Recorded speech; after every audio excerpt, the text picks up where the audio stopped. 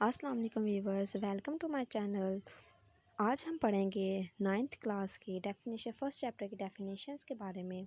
चलिए हम स्टार्ट करते हैं। अगर वीडियो अच्छी लगे तो मेरे चैनल को सब्सक्राइब कीजिएगा, वीडियो को लाइक कीजिएगा, बेल आइकन को प्रेस कीजिएगा। मैट्रिक्स क्या होते हैं हमारे पास? मैट्रिक्स हमारे पास अरेंजमेंट्स होती हैं रो और कॉलम्स की, ठीक है, उसको हम मैट्रिक्स कहते हैं।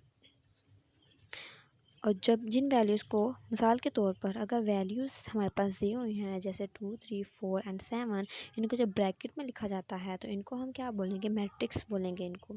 ऑर्डर ऑफ मैट्रिक्स हमारे पास क्या होते हैं? The number of row and column in a matrix. किसी भी मैट्रिक्स के अंदर रो और कॉलम को जब आइडेंटिफाई किया जाता है तो उसको हम ऑर्डर ऑफ मैट्रिक्स कहते हैं। जैसे एग्जांपल में दिया गया है, ब्रैकेट के अंदर हमारे पास वैल्यूज़ लिखी हुई हैं 1, 2, 3, 4, तो हमारे पास इसमें 2 कॉलम है और 2 रो हैं। जैसे 2/2 लिखा हुआ है। सेकंड में हमारे पास दिया हुआ है कि 2/3 यानी कि 2 रो हैं इसके अंदर और 3 कॉलम है इसके अंदर। अगले क्वेश्चन में देखें, ब्रैकेट में 1 लिखा हुआ है यानी कि एक ही कॉलम और एक ही रो है इसके अंदर। अब बाकी एग्जांपल्स आप खुद देख लें। अगर हम नेक्स्ट डेफिनेशन की तरफ चलते हैं तो हमारे पास है इक्वल मैट्रिक्स। इक्वल मैट्रिक्स क्या होती हैं? जिसमें हमारे पास रो और कॉलम इक्वल हों उसे हम इक्वल मैट्रिक्स कहते हैं।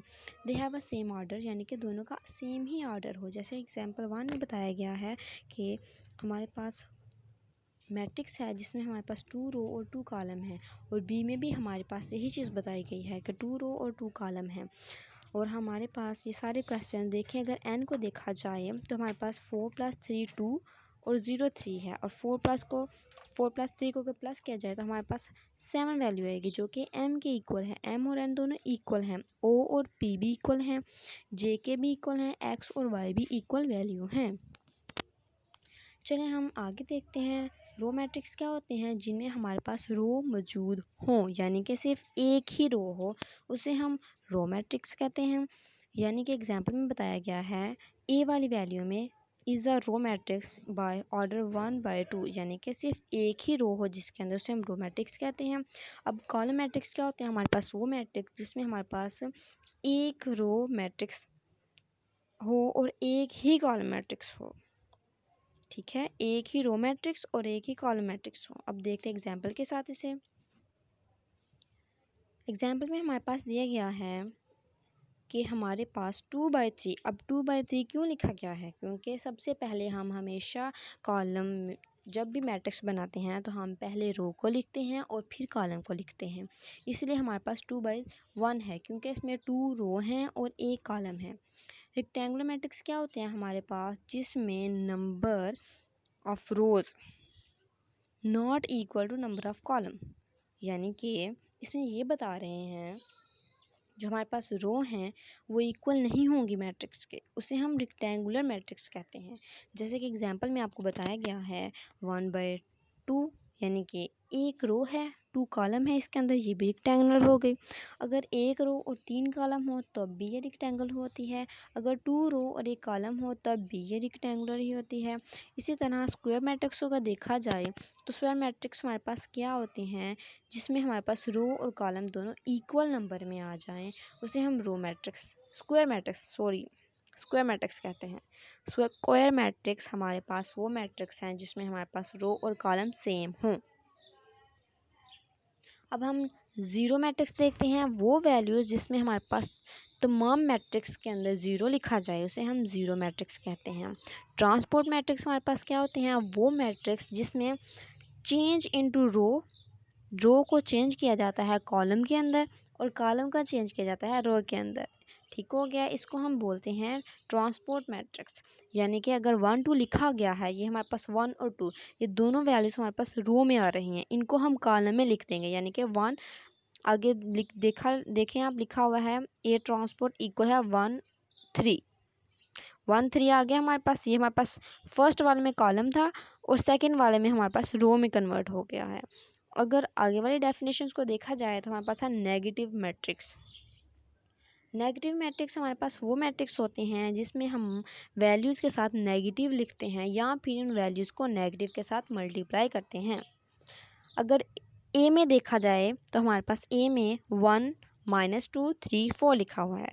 तो हमारे पास माइनस की वैल्यू 1 है इसमें, तो हम क्या करेंगे, तमाम वैल्यू को माइनस के साथ मल्टीप्लाई कर देंगे, जिसकी वजह से -1 2 -3 -4 आ जाएगा। 2 के साथ माइनस इसलिए नहीं लिखा गया क्योंकि 2 के साथ पहले ही माइनस था, और माइनस माइनस हमेशा प्लस लिखा जाता है।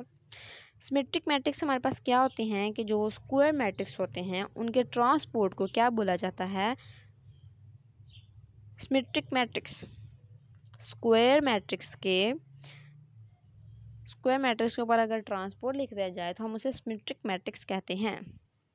चलिए आगे देखते हैं। स्क्यू स्क्वायर मैट्रिक्स हमारे पास क्या होते हैं, यानी कि इसमें बोल रहा है कि ए ट्रांसपोर्ट इक्वल होता है -a के, यानी कि जो ए का ट्रांसपोर्ट आएगा उसको हम माइनस के साथ मल्टीप्लाई कर देंगे तो वो हमारे पास क्या वैल्यू आ जाएगी, स्क्वायर मैट्रिक्स की। अब डायगोनल मैट्रिक्स हमारे पास क्या होते हैं, हमारे पास डायगोनल मैट्रिक्स वो मैट्रिक्स होते हैं जिसमें at least any one of the entire of its diagonal is not zero, यानी कि इसमें ऐसे डिजिट हों जो कि ज़ीरो ना हो। ठीक हो गया। जैसे कि हमारे पास एग्जांपल ए में देखें, उन्होंने लिखा है 2/2, यानी कि 2 रो है और 2 ही कॉलम है, लेकिन इसमें जो 2 और 3 आ रहा है वो हमारे पास एक एरो की फॉर्म में बन रहा है, तो वो हमारे पास डायगोनल मैट्रिक्स होते हैं। अगर हम स्क्वायर सिंगुलर मैट्रिक्स को देखें तो सिंगुलर मैट्रिक्स हमारे पास क्या होते हैं, वो मैट्रिक्स जो कि ज़ीरो के इक्वल हों उसे हम सिंगुलर मैट्रिक्स कहते हैं। अगर नॉन सिंगुलर मैट्रिक्स को देखा जाए तो वो मैट्रिक्स जो कि ज़ीरो के इक्वल ना हो, यानी कि उनकी आंसर हमारे पास ज़ीरो में ना आए, उसे हम सिंगुलर मैट्रिक्स कहते हैं। एडजॉइंट मैट्रिक्स क्या होते हैं हमारे पास, वो मैट्रिक्स होते हैं जिसमें इंटरचेंज किया जाता है, डायगोनल की मैट्रिक्स को इंटरचेंज किया जाता है और उनके साइन को भी चेंज किया जाता है, उसे हम कहते हैं एडजॉइंट ऑफ मैट्रिक्स। अगर आपको मेरी वीडियो अच्छी लगी हो तो मेरे चैनल को सब्सक्राइब कीजिएगा, वीडियो को लाइक कीजिएगा, कमेंट कीजिएगा, शेयर कीजिएगा, बेल आइकन को प्रेस कीजिएगा। अल्लाह हाफिज़।